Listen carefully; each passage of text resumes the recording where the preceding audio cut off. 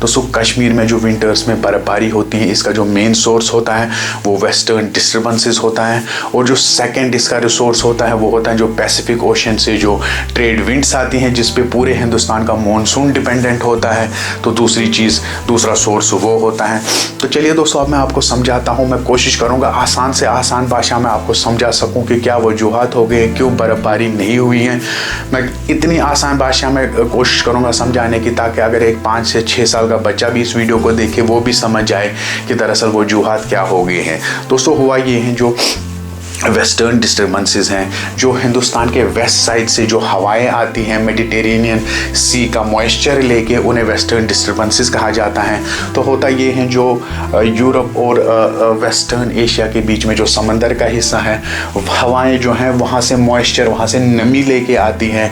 Iran Afghanistan Pakistan होते हुए जो वो हिमालय की तरफ उस हवा को लेके आती हैं। तो सामान्य तौर पे होता ये है, ये हवाएं जो हैं ये साउथ हिमालय की तरफ आती हैं, और साउथ हिमालय इनको रोक देता है, फिर ये सर्कुलेट करती रहती हैं कश्मीर के ऊपर, और फिर यही हवाएं जो हैं फिर नीचे आ जाती हैं बर्फ़ की सूरत में। लेकिन इस बारी क्या हुआ है, क्यों नहीं ये बर्फबारी हुई? वेस्टर्न डिस्टर्बेंसेस तो आ गई, लेकिन इनकी जो मेंडरिंग है वो इंक्रीज़ हो गई। सामान्य तौर पे होना ये चाहिए था कि जो ही ये वेस्टर्न डिस्टर्बेंसेस आए, हवाएं आए, तो इनको साउथ हिमालय की तरफ आना चाहिए था यहाँ की, लेकिन इनका क्या मेंडरिंग चेंज हो गई। ऐसे आने के बजाय ये इनकी मेंडरिंग इंक्रीज़ हो गई, और जैसे वेव में एम्पलीट्यूड इंक्रीज़ होता है, वैसे ही इन्होंने बाईपास कर दिया इसको, और सीधे माइग्रेट हो गए साउथ से नॉर्थ हिमालय की तरफ चली गई। आना ऐसे था, लेकिन आ गई ऊपर से, यहाँ से आ गई, माइग्रेट कर दिया, पूरे कश्मीर को भी इन्होंने बाईपास कर दिया, जिसकी वजह से अभी तक बर्फबारी कश्मीर में नहीं हुई है। और इसकी वजह क्या है दोस्तों? सिंपल सी वजह ये है, एक तो ग्लोबल वार्मिंग है, और दूसरी वजह ये है एल नीनो ऑसिलेशन इवेंट जो पैसिफिक ओशन में ऑकर हो चुकी हैं, वो इसकी दूसरी वजह है। और वो क्या चीज़ है, क्या हुआ है वहाँ पर पैसिफिक ओशन में, वो मैं अब आपको समझाता हूँ। दोस्तों सिंपल सी चीज़ है, ये साउथ अमेरिका है। अब मेरा दायां हाथ जो है इसको समझ लीजिए, अब साउथ अमेरिका है, और मेरा जो बायां हाथ है ये है ऑस्ट्रेलिया, और इसके पीछे जो एशिया है। तो सिंपल से जो ट्रेड विंड्स होती हैं, हवाएं जो होती हैं, सामान्य तौर पे वो साउथ अमेरिका से लेके ऑस्ट्रेलिया की तरफ चलती हैं, जिसकी वजह से होता क्या है, यहाँ से अमेरिका की तरफ से जो हाई प्रेशर यहाँ के कोस्ट पे हाई प्रेशर क्रिएट हो जाता है, और ऑस्ट्रेलियन साइड पे लो प्रेशर क्रिएट हो जाता है, जिसकी वजह से यहाँ का जो पानी होता है, समंदर का जो यहाँ का पानी है, अमेरिकन साइड का जो पानी है, जो इंटरनेशनल डेट लाइन तक जो पानी होता है वो ठंडा होता है अमेरिकन साइड का, और इस साइड का जो पानी होता है ऑस्ट्रेलियन साइड का ये गर्म होता है। और जो इस साइड से जो ठंडा पानी होता है, और हाई प्रेशर की वजह से क्या होता है, डीप अपवेलिंग सही होती हैं, जिसका मतलब होता है कि जो मछलियाँ जो समंदर के नीचे होती हैं वो ऊपर आ जाती हैं, जिसकी वजह से वहाँ की जो साउथ अमेरिका की जो फिशिंग इंडस्ट्री है वो टॉप मोस्ट फिशिंग इंडस्ट्री है।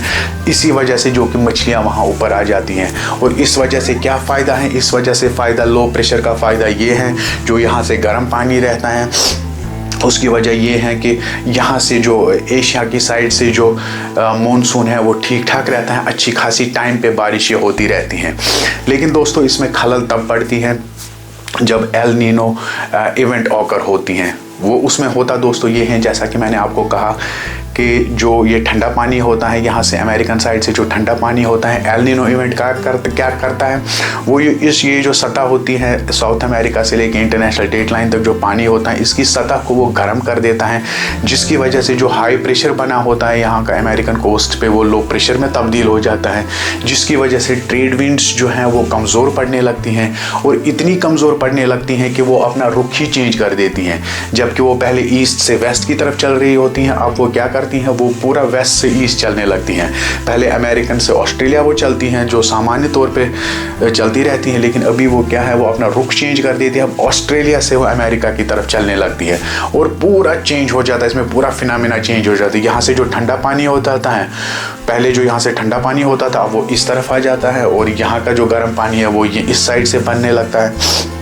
और उससे होता क्या है दोस्तों, नुकसान दोनों तरफ से होता है। जो अमेरिकन साइड से जो डीप अपवेलिंग जो है वो ख़त्म हो जाती है, मछलियाँ नीचे चली जाती हैं और अरबों करोड़ों रुपए का फिशिंग इंडस्ट्री को नुकसान हो जाता है। और इस साइड से क्या पड़ता है, एशिया से फिर सूखा पड़ जाता है, जो ड्रॉट जिसे कहा जाता है, जो आपको सामान्य तौर पर जो आपको सुनने को मिलता है यूजुअली, जैसे महाराष्ट्र में, हरियाणा में, गुजरात में जो सूखा पड़ जाता है, वो इसी एल नीनो ऑसिलेशन इवेंट की वजह से जब ये ऑकर होती हैं।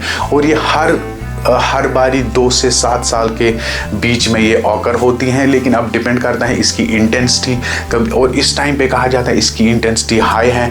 और यही एल नीनो ऑसिलेशन इवेंट ही जिम्मेदार है इस चीज़ की भी, जो ये हमारी मेंडरिंग जो वेस्टर्न डिस्टर्बेंसेस की इंक्रीज़ हो गई है, उसकी एक वजह ये भी है।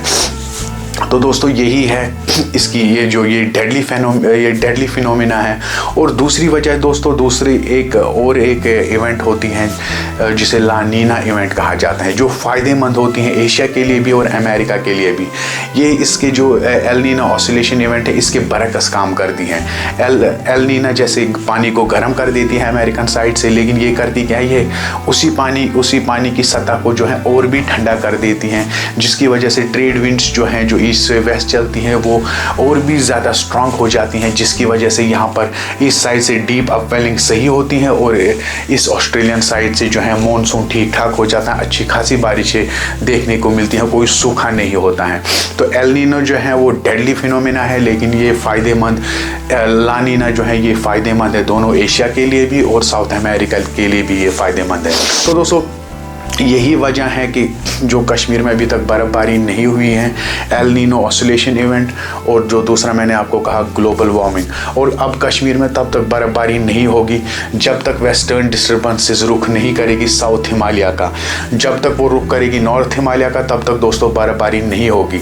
लेकिन जो ही वो रुख करेगी साउथ हिमालय की तरफ, तो आपको मौसम विभाग से आपको सुनने को मिलेगा कि वेस्टर्न डिस्टर्बेंसेस आ रही हैं और कुछ दिन में बर्फ़बारी भी होने वाली है। तो दोस्तों यही दुआ है मेरी भी कि वेस्टर्न डिस्टर्बेंसेस आए और वो रुख करें, जो साउथ हिमालय है इसकी तरफ रुख करें।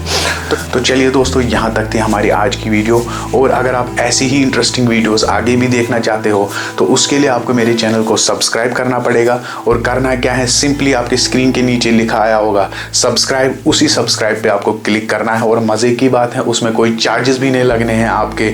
और सिंपली आगे जाके अगर मैं कोई वीडियो बनाता भी हूँ तो आपको नोटिफिकेशन आ जाएगी, आप आसानी से उस वीडियो को देख सकते हैं। तो चलिए दोस्तों, आपको ये वीडियो कैसा लगा कमेंट्स में लिख के ज़रूर बताइएगा। चलिए मिलते हैं नेक्स्ट वीडियो में, तब तक के लिए टेक केयर, गॉड ब्लेस।